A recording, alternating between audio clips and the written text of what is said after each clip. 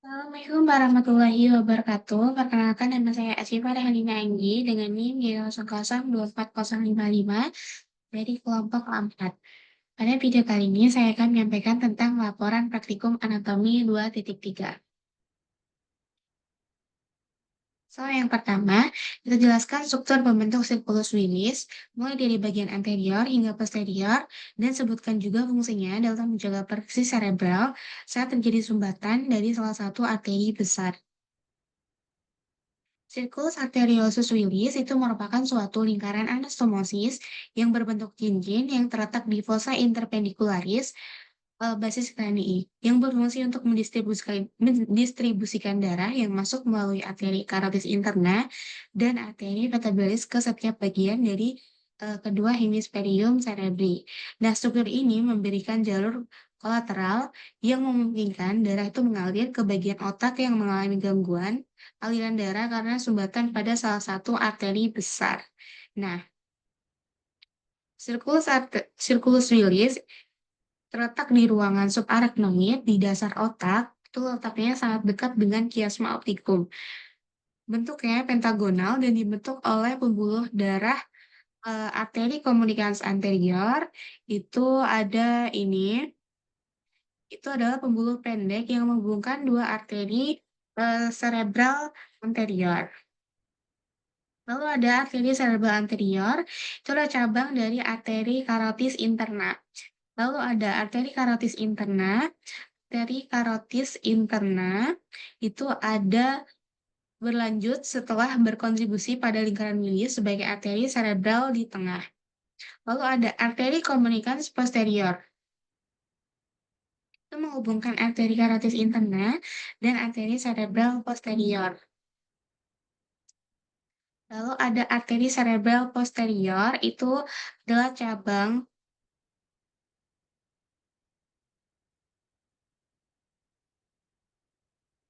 itu adalah cabang dari arteri basilaris yang dibentuk oleh penyatuan arteri vertebralis. Nah, ini ada arteri basilaris.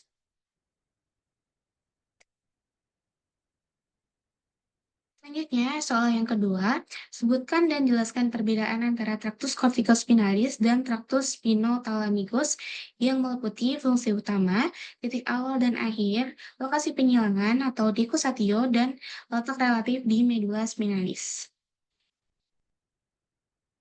Pertama, itu ada traktus corticospinalis. Fungsi utamanya adalah menyampaikan impuls motorik sadar dari korteks ke otot rangka. Lalu ada fungsi utama dari traktus spinothalamikus itu adalah menyampaikan rangsangan sensorik seperti nyeri, suhu, dan sentuhan kasar ke otak. Lalu titik awal traktus corticospinalis itu adalah korteks motorik primer dan sekunder area Brodmann 4 dan 6. Dan titik awal dari traktus spinothalamikus adalah reseptor sensorik, yaitu berupa ujung saraf bebas. Lalu titik akhir dari traktus corticospinalis itu ada neuron motorik bawah di bagian medula spinalis atau cornu anterior. Dan titik akhir dari traktus spinothalamikus itu adalah korteks sensorik primer, itu di area Brodmann 3, 1, dan 2 melalui talamus.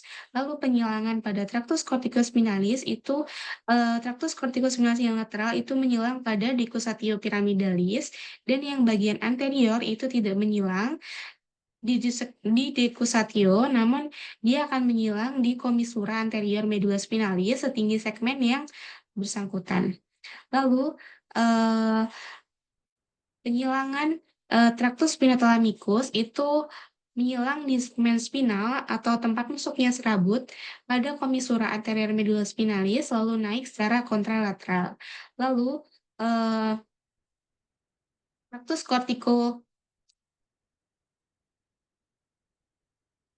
corticospinalis yang lateral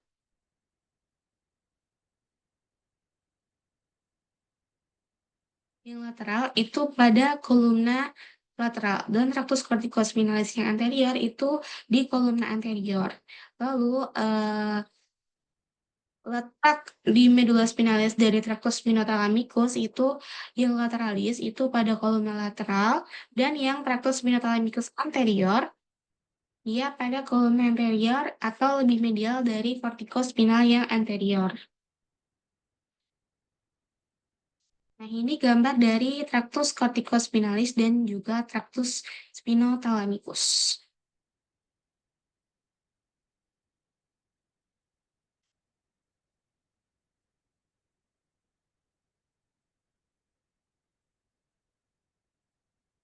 Nah, soal selanjutnya itu sebutkan pembagian tujuh cerebri atau batang otak dan sebutkan minimal dua struktur penting dari mesencephalon, pons, dan juga medula oblongata. Nah, tujuh cerebri itu dibagi menjadi tiga bagian, yaitu yang pertama ada mesencephalon, yang kedua ada pons, dan yang terakhir itu ada medula oblongata. Pertama ada mesencephalon. Mesencephalon itu struktur pentingnya itu ada tektum, dan ada tegmentum, substansia nigra, dan ada crus cerebri, dan ada aqueductus mesencephaly. Nah, ini letak dari crus cerebri atau peduncle cerebri. Nah, ini ada tegmentum mesencephaly, dan ini ada substansia nigra, pars compacta, dan juga ada pars reticularis. Dan ini ada aqueductus mesencephaly, dan ada tegmentum, itu ada di bawah sini. Ada tectum, itu ada di bagian bawah sebelah sini, dan ini ada tegmentum mesencephaly. Dan ini ada nukleus ruber. Selanjutnya, ada bagian dari pons dan juga medula oblongata. Nah, struktur penting dari pons itu ada nuklei pontis, middle cerebral peduncle, lalu ada tegmentum pontis, dan ada saraf kranial 5-8. Dan struktur penting dari medula oblongata itu terdiri dari piramid medula, olivia inferior, nuklei vital atau vasomotor, dan ada saraf kranial. Nah, ini dari medula oblongata itu ada piramid, ada olive, dan ini ada pons. Nah, pons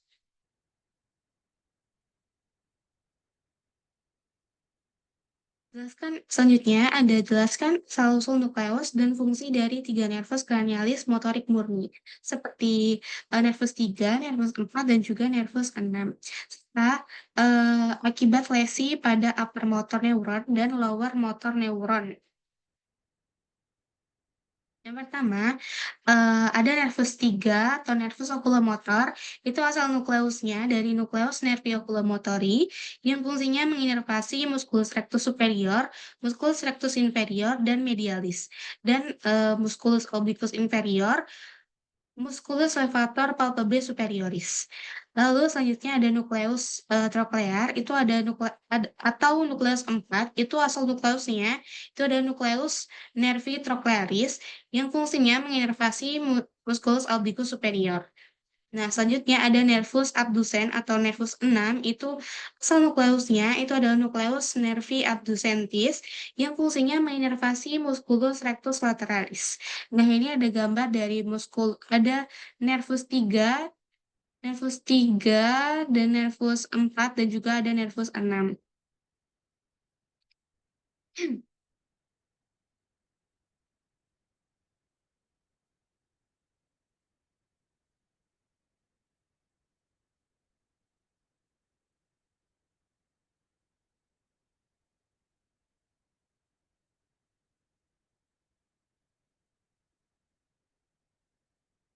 Selanjutnya ada lesi upper motor neuron dari nervus 3 itu jarang tampak jelas karena suplai bilateral, tetapi bisa ada ptosis ringan atau deviasi mata.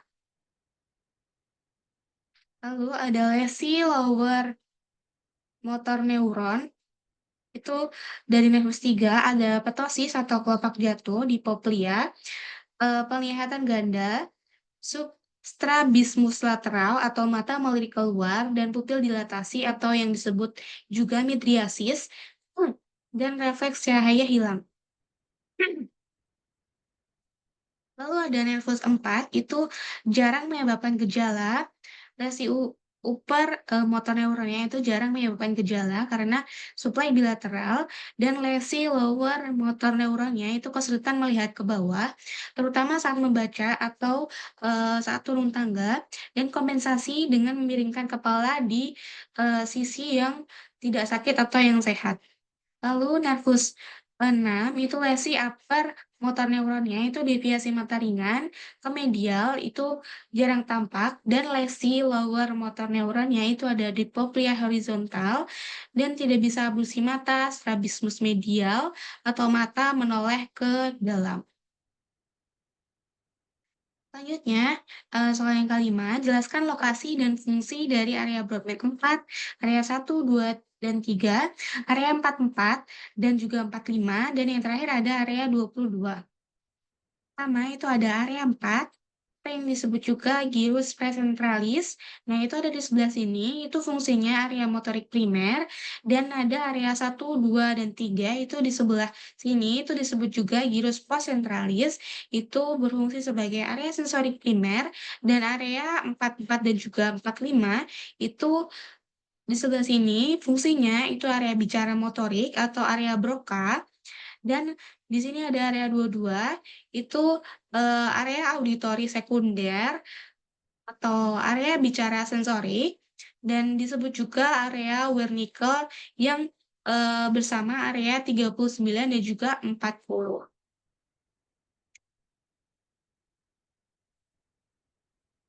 Selanjutnya, soal yang keenam, mengapa oklusi pada arteri cerebri media itu lebih sering menyebabkan kelumpuhan pada wajah dan lengan dibandingkan dengan tungkai? Jelaskan dengan mengaitkan distribusi vaskular dan homunculus motorik.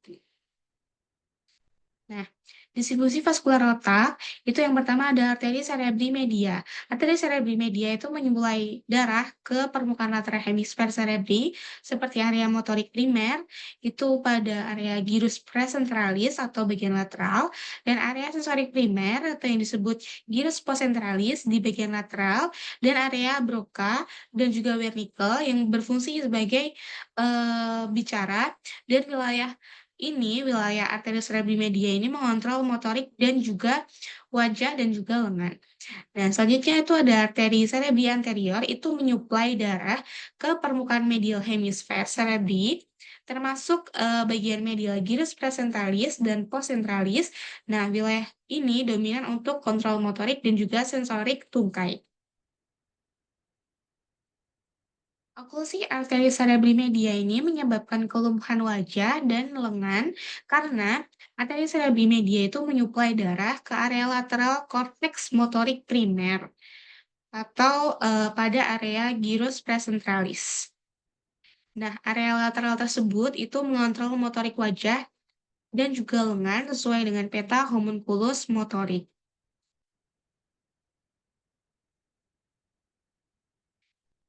Selanjutnya, jelaskan mekanisme kompensasi vaskular yang terjadi jika terdapat oklusi pada arteri karotid interna yang kiri dengan mengaitkan struktur sirkulus Willis yang terlibat. Nah, jika eh, vaskular yang terjadi pada oklusi pada arteri karotis interna kiri dan dengan mengaitkan struktur sirkulus Willis yang terlibat.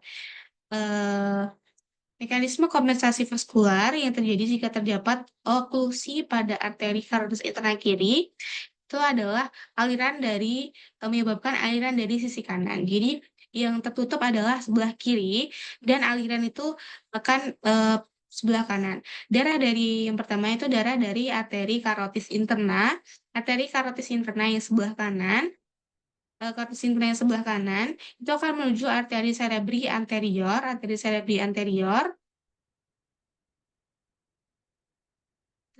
anterior dan juga lalu mengalir ke arteri komunikas anterior dan juga akan mengalir ke arteri cerebri anterior yang sebelah kiri.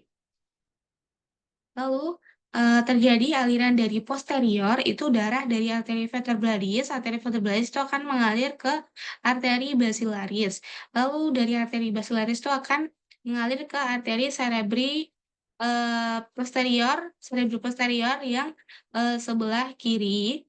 sebelah kiri, lalu masuk ke arteri commundicans posterior yang sebelah kiri, lalu akan masuk ke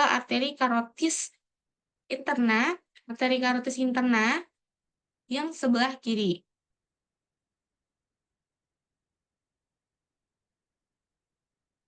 Sekian yang saya sampaikan. Terima kasih. Wassalamualaikum warahmatullahi wabarakatuh.